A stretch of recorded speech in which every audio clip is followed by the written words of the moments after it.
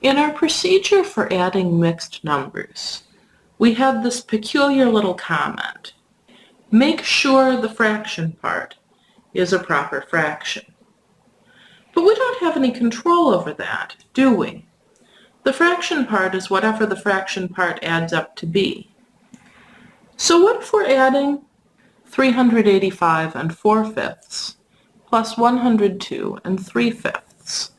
When we add together our fraction parts, in fact, the total we get is 7/5, which is not a proper fraction. What should we do? Does that mean we're doomed? Does that mean we've done something wrong? No. Look, what is 7/5? 7/5 is a bit more than 1. It's 1 and what fraction? We could think of this as division if we like.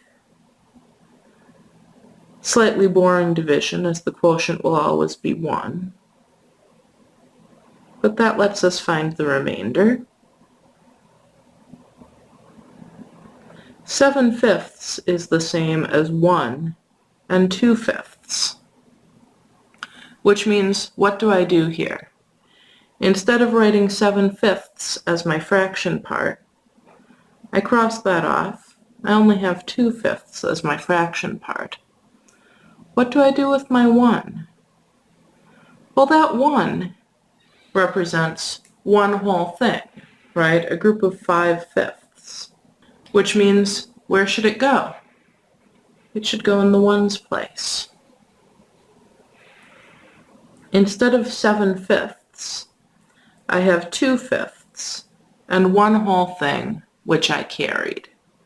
And now I add 1 and 5 is 6 and 2 is 7, 8, 4. Our sum is 487 and 2/5. Noticing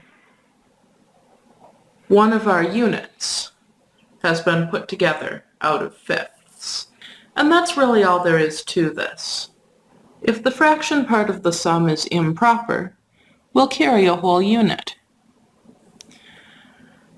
Now notice this really is the same move that we made when we carried a 1 in some place to represent a whole group of 10. It's just, it's not necessarily 10 I can't have in my numerator. It's any number that's at least as big as my denominator. Let me give you one of these to try.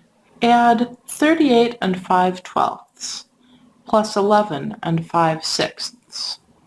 Pause the video and try this now. Alright, let's write this out vertically.